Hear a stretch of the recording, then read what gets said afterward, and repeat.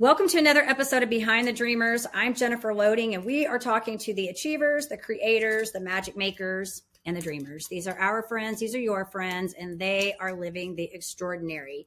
Today's episode is brought to you by Walt Mills Photography. If you are a creator needing post-production, consultation, or promotion, Walt is your guy. Whether short films, YouTube films, photography work, or a new headshot, he can help you find a solution to match your needs. To learn more about Walt, you're going to want to go to photosbywalt.com. We also want to give a shout out to Chris Clow of Upbeat Media Production. If you are in need of turnkey special event production, Clow is your go-to. To learn more about him and his work, you're going to want to go to upbeatmediapro.com. All right, so we are here on another episode of Behind the Dreamers. I'm super excited. I've got an awesome guest here, one of my new friends. I guess we've been friends for a little while, but one of my newer friends, Joseph Kimbrough, and he is the CEO and founder of Apex Real Estate Investments. And so I'm excited to get him on here today and talk about his journey and what he's doing and what he's learned. So welcome to the show, Joseph. So excited to have you here. Yeah, thank you for having me on. I'm really excited to speak. It's going to be fun. It's going to be fun. I always have fun on this show. Hey, and listen, the goal of this show is always the same thing, is to make sure when you leave, you have a good time, because that's what it's all about. We want to make sure everybody has a good time on the show. So what I want to do, I kind of want to open this up so that we can get a little insight into what you are working on, what you're doing. So tell us a little bit about your LLC and what you do. So Apex Real Estate Investments is a privately held equity investment company. And we specifically invest in apartment buildings in Texas and the Southeast markets. Fun. And I have a question. How did you get into that? Because this is a part of this show that I always like to find out about people, because, you know, some people when they are young, they just like kind of know they're going to be an entrepreneur. You know, like I grew up in an entrepreneurial home. And so I kind of have just sort of always had that free spirited, I'm going to do what I'm going to do and nobody's going to tell me what to do kind of thing. And so I just kind of like from the time I could think about stuff, I was like trying to be an entrepreneur. Like I was swindling when I was a kid, trying to figure out how to do it. So I want to know, how did you get into this? Was it something that you knew you were going to do, or did you just sort of kind of land in there? Yeah, so I always knew I wanted to be in real estate and specifically apartment buildings, but I started off in single family. And then after being in single family for a few years, I ended up going to a networking event where I ended up meeting some guys there, and we kind of just hit it off. We both were in martial arts. And then we talked about that. And then a month later, he invited me to his house. I met his wife. And then he asked me, hey, how would you like to own a fund? He's like, I see how you're running your business. You're really smart how you're operating that. So I said yes. And then he put me in front of the attorneys, and we got started from there. That's cool. So you say you always wanted to be in real estate. So were you like this young kid that was kind of like, I'm going to do this, and just started doing research? Or fill me in on that. So I started doing research, but then when I was a kid, I used to always see these here big buildings, and I'm like, man, I was like, how do you own one of those buildings? And so that was like always my thing, is like, how do I have ownership of these here big properties? Yeah. And who owns these properties? How do I do what they're doing? Yeah, so, no, that's awesome. I just started asking myself questions, like asking those kind of questions, you know. That's awesome. Well, and the reason I'm asking that, because I interviewed a guy the other day, and I don't know if I shared this with you or not, but it was funny because he said he got on the computer one day, and he sort of kind of had this like epiphany moment where he knew that what he was going to do wasn't going to generate what he was trying to achieve long term. And so he said he got on the computer, and he's younger than you. So he got on the computer and he said he just started looking up like, what are some high paying professions? Like, what is the most highest paid? And real estate came up, it came up as one of the top things. And so, and this particular guy, him and his wife, they now have a profitable, company. They did like 9 million doing real estate, and now they're coaching other real estate agents and things like that. They're going into the investment side of things. And so it was an awesome conversation, but it just started with that. Let me get on the computer, sit down and start doing some research. Oh yeah, and so that's the same thing. Like for me, when I got started in single family, I was on the like the just buy a house, get it under contract, and then sell it to anybody that's gonna go flip it. But I was like, long term, this is what I want to be doing. I was watching people who've been in the industry for 20 years, and they did that, and they only own like maybe some single family houses, like maybe four or five. But that just wasn't for me. I wanted to own big buildings, so I started researching how to buy apartment buildings. This is awesome. I think this is so good because it's I think it's so interesting to me when people decide to do something and they sit down and they like start trying to really research this and figure out, what do I need to do to make this happen? And I think this is so great. And that's why I'm asking you all these questions, because some of my favorite people that come on this show are the people that are younger than me. Then when they come on this show and I get to pick their brains about why did they pick what they're doing and how do they go about doing that? Because I feel like it doesn't matter what age you are when you want to become an entrepreneur. I think you just have that drive. Like sometimes there are accidental Hmm. entrepreneurs. There are people, I've had a few that have come on that have had certain circumstances that happened in their life and they became authors, or, I call it get pinned against the wall, right? Like they get stuck against the wall and they Yeah. decide to make a career shift. But some people I think just sort of have that drive in them. Like I said, like myself, I knew from very early on that I was going to do something. I was going to figure out some way to do something. I told you, went into the network marketing space and was in that for like 23 years in that space, and then I Yep. realized I'm like, well, this is cool. They were good for, where I was at the time. Cause I was young and I needed a place to have, somewhere to go to understand entrepreneurship. But then, when I decided I needed to move away from that and had to really form my own LLC and kind of restart, I had to go back into the field and do research again. Like I didn't even know how to form an LLC. I had to learn how to do that. So I think this is awesome. And you've been doing this now for how many years? So I've been doing this now for over a year, Okay. and I've been in real estate for a few years now. Okay. Okay. What'd you do before that? Personal training. Really interesting. Well, and I've Yep. done some of that too.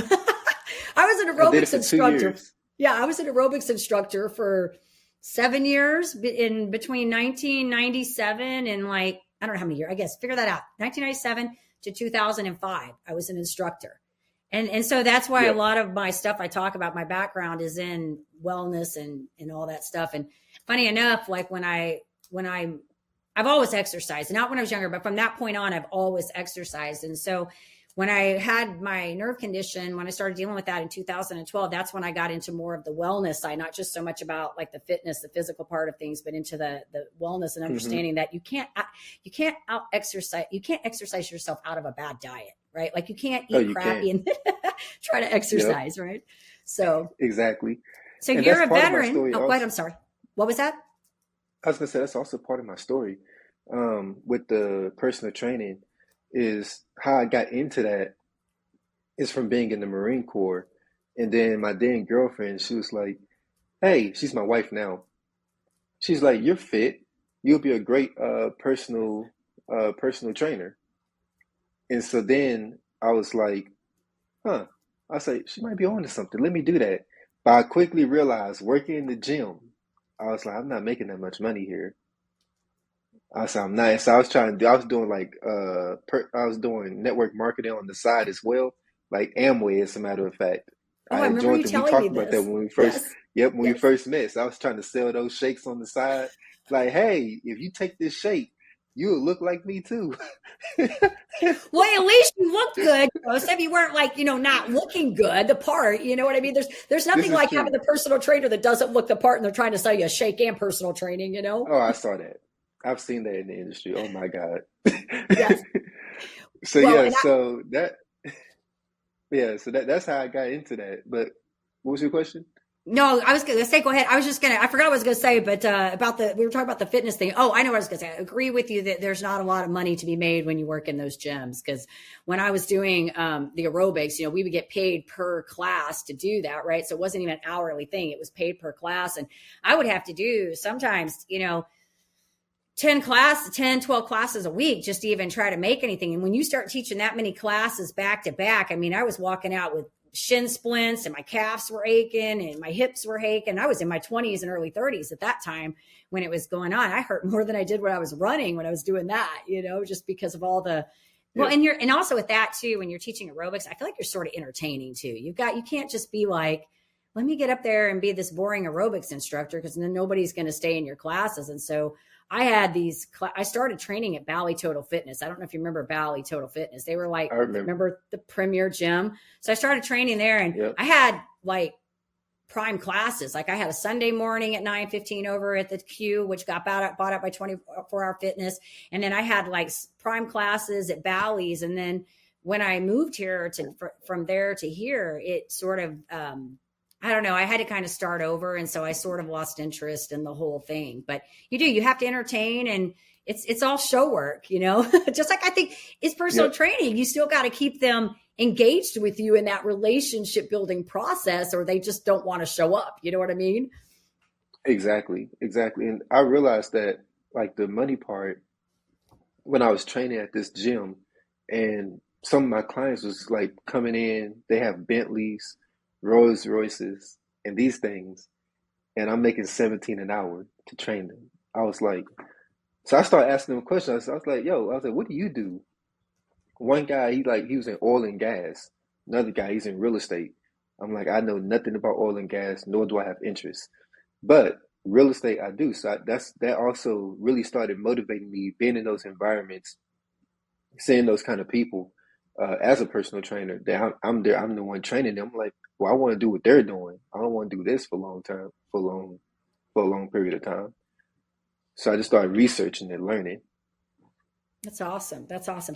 And so being a former Marine, I know several people that are Marines, and I know, I personally have not been in that environment, but I will tell you it's interesting because I'm writing about some of that in my program, some of the military background, and talking about like starting conditions and how you have these like fractal conditions when you're in these organizations, right?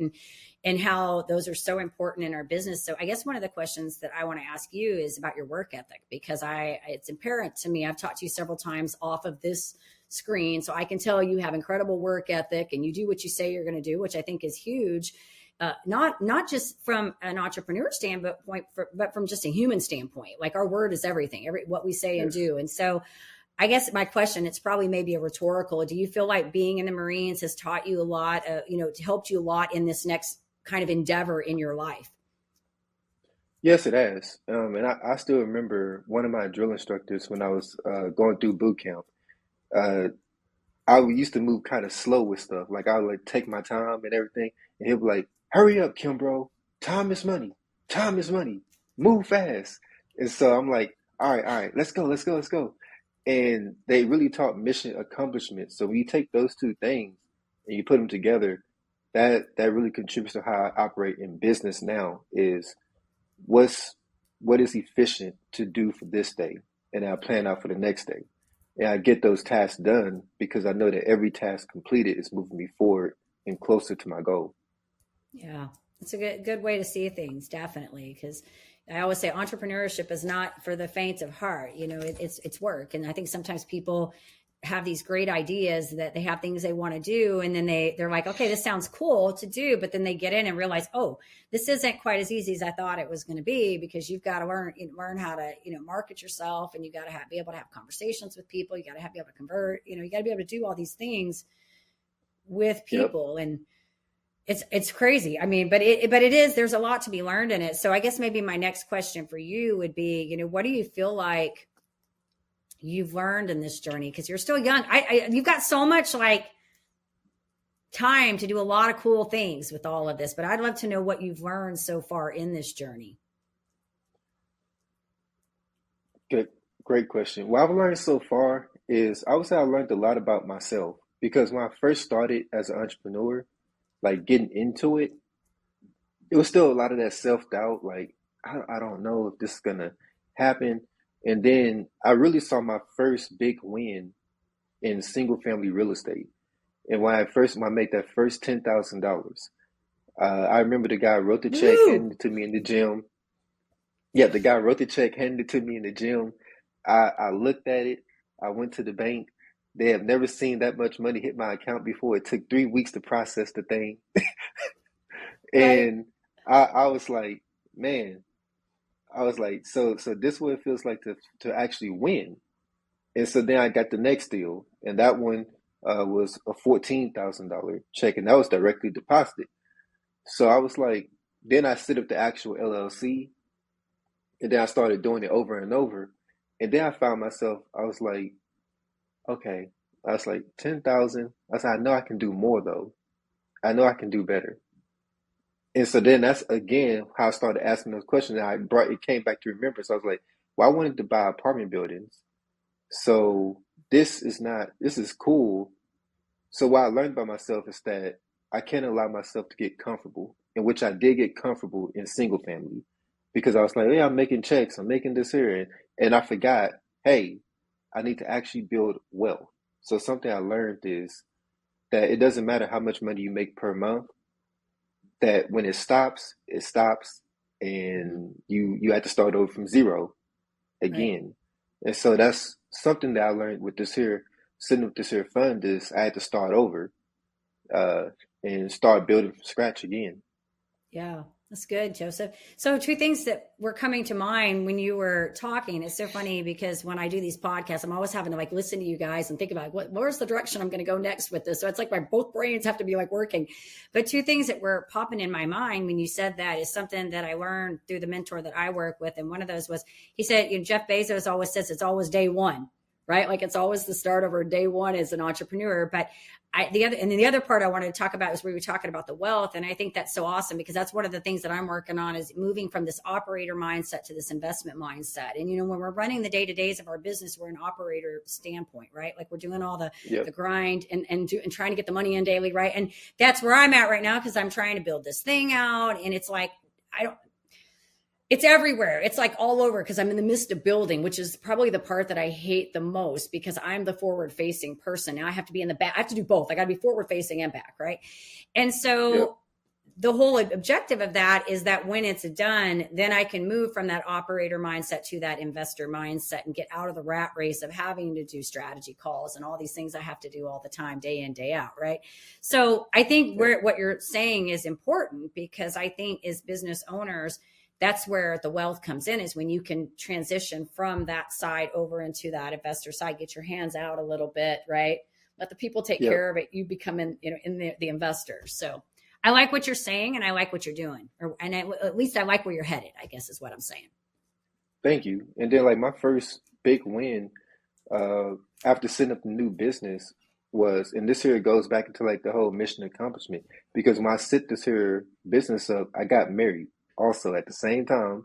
And the same day the fund was able to accept funds, that was my wedding day. Oh, wow. So both, yep, both happened at the same time. How And fun. then we went for our honeymoon in Tanzania in East Africa. And so for 3 months, we're there. But I'm like talking to people, and I have this here sign in the back. I have this little office space there.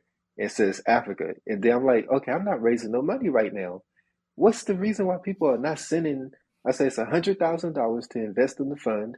Why are people not sending this over? And then it dawned on me. I was like, I'm in a foreign country. Mm.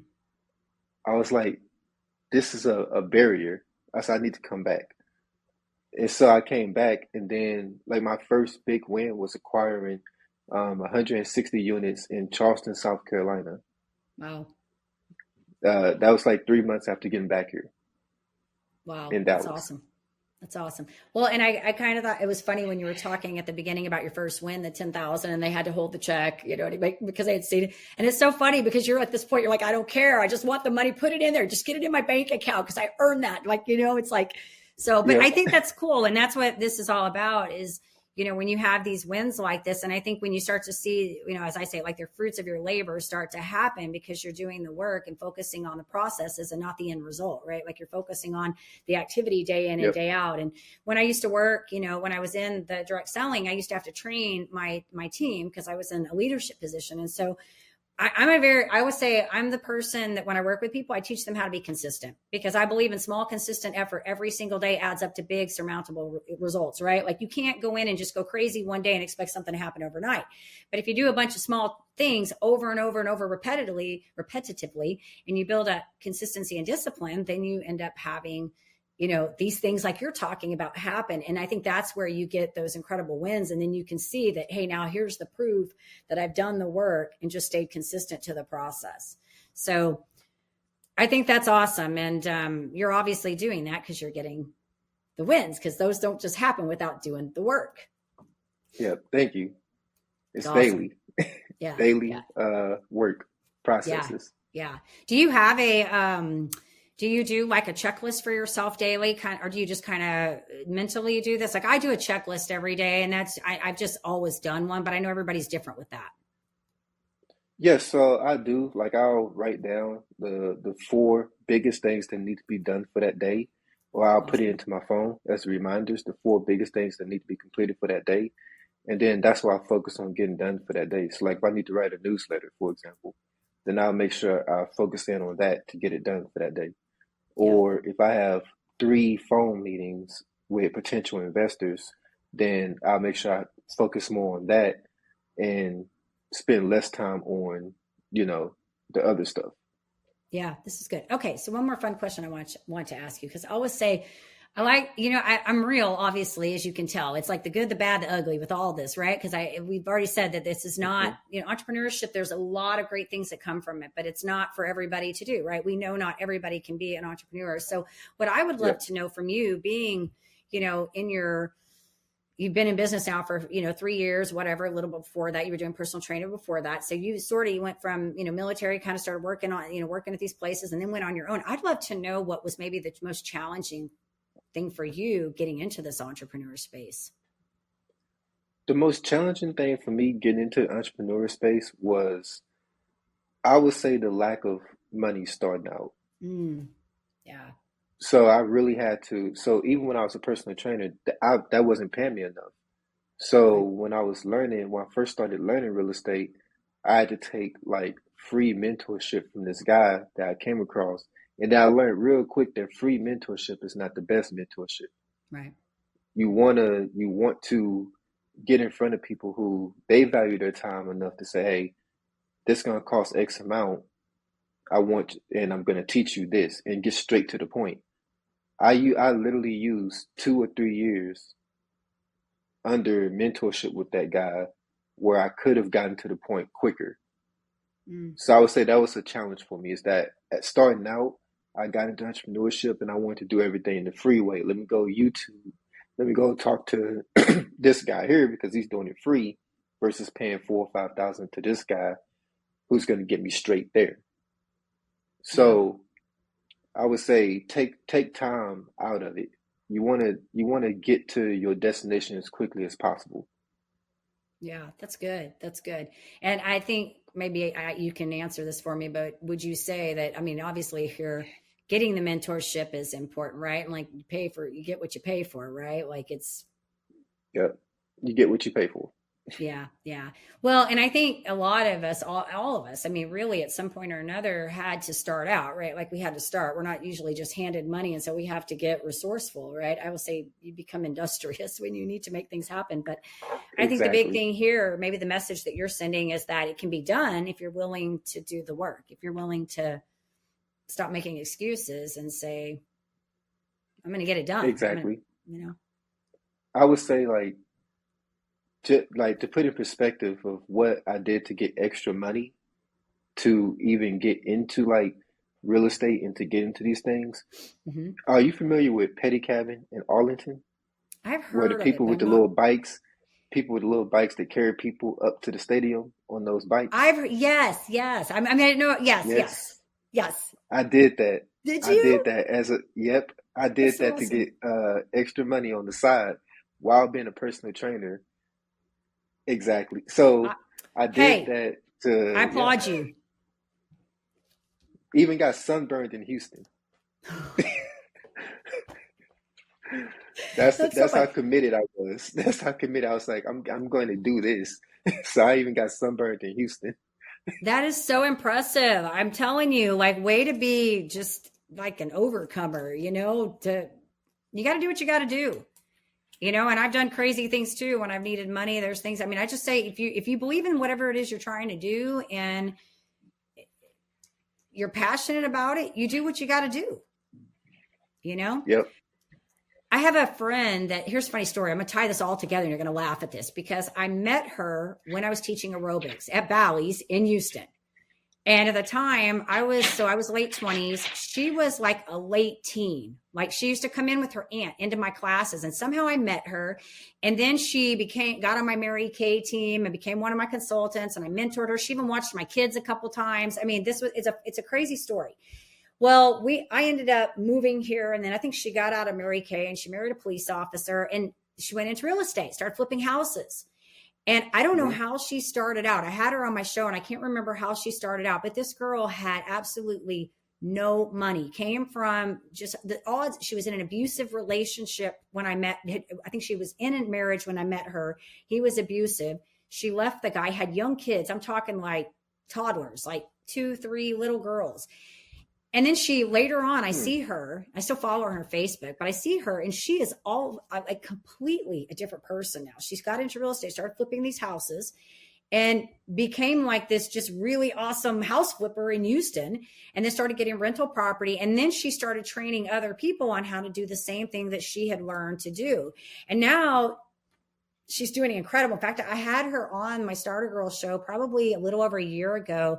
And it was so funny because she was talking about her CPA and all this. And it was so neat to be able to see her in this space now because I knew where she was when I met her. I knew how she was at the time. She had no money and just living in a really, not the best part of town and being able to come out of that and do something for herself and for her girls and just to listen to her dialogue, the way she was talking. It was so completely different. That all comes from just self-development, learning, reading books, getting better. It really changes you when you get into entrepreneurship, you grow a lot. I can say that this year, like when I was in single family real estate, I did really well with that. But I would say that switching from being in single family real estate to in multifamily, I've grown more in just this year than I did in the 3 or 4 years that I was in single family. Yeah. I've learned so much more. Yeah. And you're dealing with different people. You're dealing with a different kind, same like niche. So not fully, but same kind of people, but a little bit different kind of people. It's kind of like, I think each time you grow, it's like, I talk about network meetings like this. I think they're, because we network in the same communities, they're all different. Some of them you walk in and these are not your people. Other ones you go into and you're like, these are my people. And you know that as you keep growing, your friendship, they start getting smaller and more narrowed in because you start weeding out people that are not growing at the rate that you're growing or developing in the same way. And you realize the conversations are not the same and you still like those people. It's just the conversations are different, And so that's what I think is so neat about when we continue to work on ourselves and grow, and sometimes I've had several people come on this show and they talk about, like, this has been like a universal conversation, especially with men. I have this conversation a lot about this as we grow up, the people start spreading out, like it gets smaller and smaller and smaller. And, and I'm like, hey, it's the same thing for women too. It's the same thing. This is why I have a select group of people that I talk to a lot and and I don't talk to everybody. And I recognize that, that I'm not for everybody and that's okay. I think you have to find your people, but that's part of it. It's part of the development, it's part of the growth that we get. But I think those conversations are awesome when you find those right people. You know what I mean? Yep, exactly.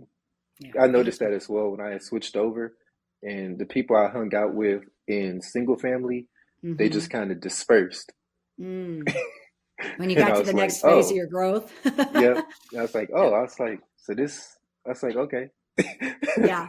That's fun, Joseph. Well, I'm excited for you. It sounds like you're doing good things. I know we've gotten to talk a couple of times, but this was fun because I got to learn a little bit more about what you're, kind of what you're working on and what you're doing and all that stuff. And I think that's what's great about doing these interviews. And any advice that you would lend to maybe somebody that, let's say somebody in their 20s is like looking to start something. And I don't know if it's real estate, but maybe they just want to get into some kind of entrepreneur space.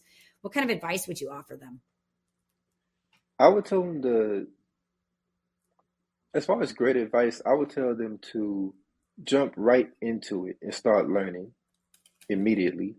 Don't postpone it. If I knew what I knew then, I would have jumped into multifamily first and just skipped over doing anything else. Yeah.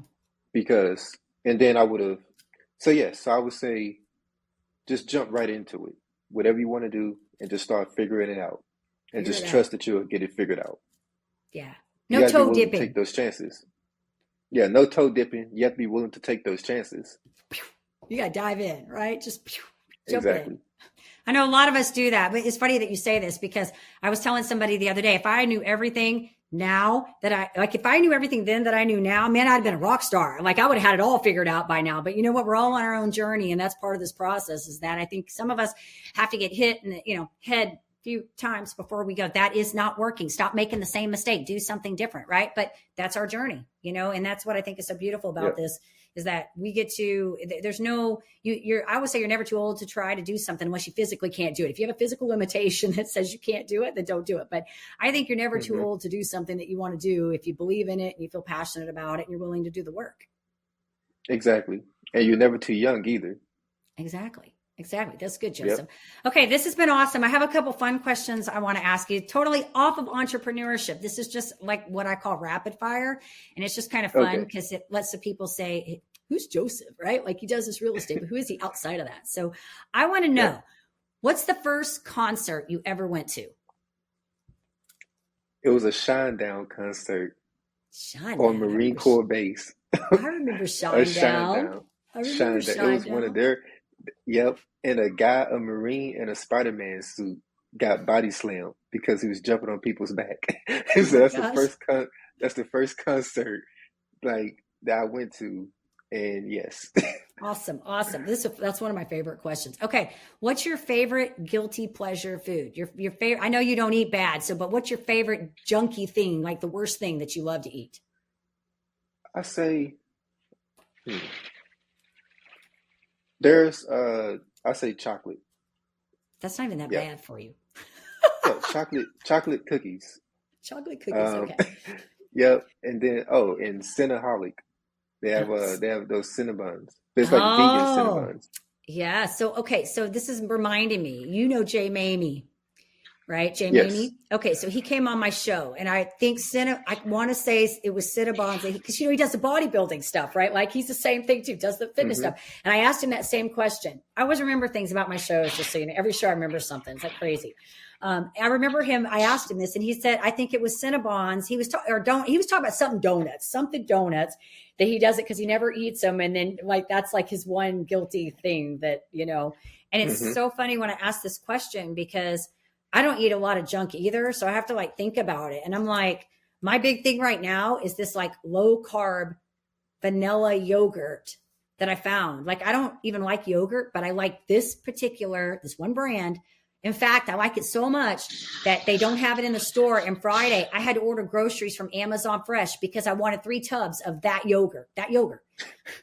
And so, and Yep. I put low carb granola in it and blackberries in it, and that is like my ice cream. It's like my dessert.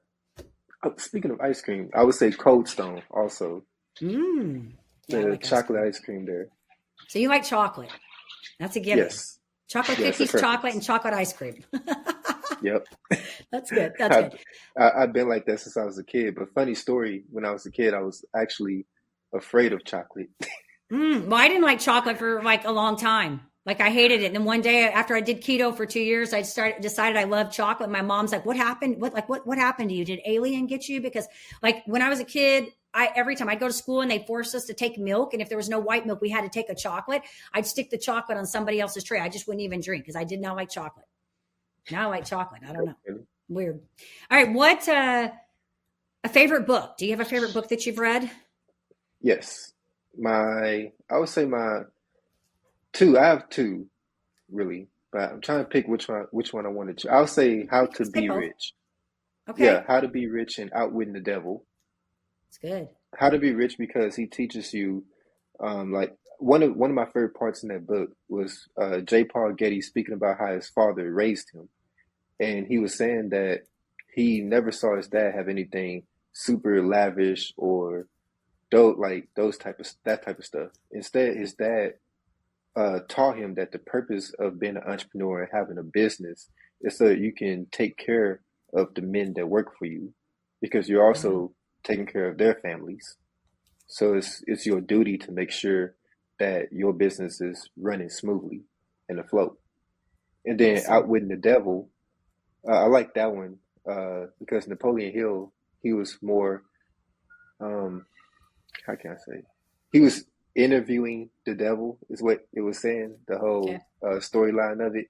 And it was talking about being a drifter and how how he will lead you into being comfortable where you are.